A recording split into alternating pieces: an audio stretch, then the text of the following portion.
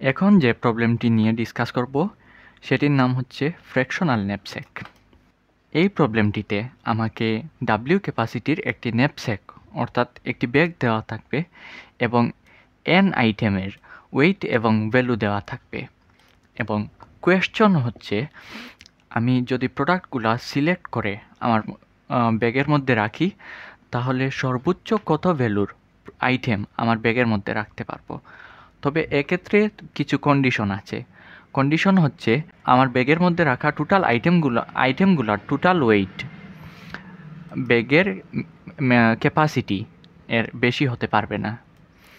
আর দ্বিতীয় কন্ডিশন হচ্ছে আমরা চাইলে কোনো আইটেম পুরোটা না নিয়ে অর্ধেকও নিতে পারবো। তো এই প্রবলেমটা আমরা এভাবে সলভ করতে পারি যে প্রতিটি আইটেমের যে ওয়েট এবং ভ্যালু দেওয়া আছে সেই ওয়েট দিয়ে ভ্যালুটাকে ভাগ করে পার ইউনিটের ভ্যালু বের করে নিব। সাপোজ এখানে 10 ইউনিটের ভ্যালু 60 দেওয়া আছে, তো 1 ইউনিটের ভ্যালু কত হবে সেটি বের করে নিলাম এখানে। সিমিলারলি বাকি আইটেমগুলোরও একইভাবে আমরা বের করে নিব। বের করে নিয়ে সেই পার ইউনিটের ভ্যালু অনুসারে আমরা ডিসেন্ডিং অর্ডারে সর্ট করে নিয়ে ফার্স্টে পার ইউনিটে যে আইটেমগুলোর ভ্যালু বেশি সেগুলো আগে আমরা ন্যাপস্যাকে রাখবো, পরবর্তীতে ছোটো ভ্যালুওয়ালা আইটেমগুলো আমরা ব্যাগের মধ্যে রাখবো। এখন দেখি এই প্রবলেমটার কোড কীভাবে করতে হবে। তো প্রথমে এখানে আমাদেরকে এন এবং ডাব্লিউ এর ভ্যালু দেওয়া থাকবে। এন এবং ডাব্লিউ এর ভ্যালু ইনপুট নিয়ে নিলাম। তারপর এন সংখ্যক আইটেমের ভ্যালু এবং ওয়েট স্টোর করে রাখার জন্য এন সাইজের ভেক্টর অফ পেয়ার্স ডিক্লেয়ার করে নিয়েছি এখানে। তারপর এখানে একটা ফর লুপ দিয়ে আইটেমগুলার ভ্যালু এবং ওয়েট দুইটা স্টোর করে নিয়েছি।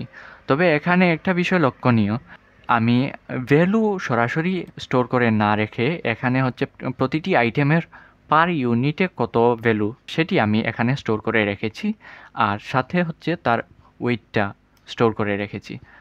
পরবর্তীতে এখানে আমি পার ইউনিটে ভ্যালুর অনুসারে ডিসেন্ডিং অর্ডারে সর্ট করেছি। ডিসেন্ডিং অর্ডারে সর্ট করার জন্য এখানে একটা কম্পারেটর ফাংশন ইউজ করেছি। তারপর আমাদের ন্যাপস্যাকে রাখা আইটেমগুলার টোটাল ভ্যালু কাউন্ট করার জন্য এখানে টোটাল ভ্যালু নামে একটা ভেরিয়েবল ডিক্লেয়ার করেছি যেটার ভ্যালু ইনিশিয়ালি 0। পরবর্তীতে একটা ফর লুপ নিয়েছি। ফর লুপটি 0 থেকে n পর্যন্ত চলবে, আর ফর লুপের মধ্যে দুইটা কন্ডিশন দিয়েছি। প্রথম কন্ডিশনটি হচ্ছে আমাদের ব্যাগের ক্যাপাসিটি যদি কোনো আইটেমের ওয়েট থেকে বেশি হয় সেক্ষেত্রে আমাদের টোটাল ভ্যালুর পূর্বের ভ্যালুর সাথে হচ্ছে ওই আইটেমের পার ইউনিটের ভ্যালু এবং ওই আইটেমের টোটাল ওয়েট গুণ করে দিব, এবং আমাদের ব্যাগের ক্যাপাসিটি থেকে ওই আইটেমের ওয়েট বিয়োগ করে দিব, যাতে করে আমরা ইজিলি বুঝতে পারি যে আমাদের ব্যাগে আর অবশিষ্ট জায়গা কতটুকু বাকি আছে।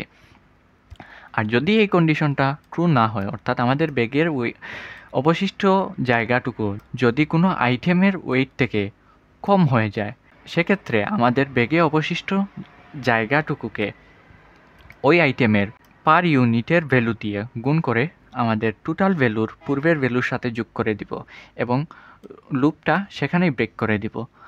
পরবর্তীতে আমরা এখানে টোটাল ভ্যালু প্রিন্ট করে দিব। তবে এখানে লক্ষণীয় একটা বিষয় হচ্ছে আমাদের বলা হয়েছে যে দশমিকের পরবর্তী 6 ঘর পর্যন্ত, মিনিমাম 6 ঘর পর্যন্ত প্রিন্ট করতে হবে।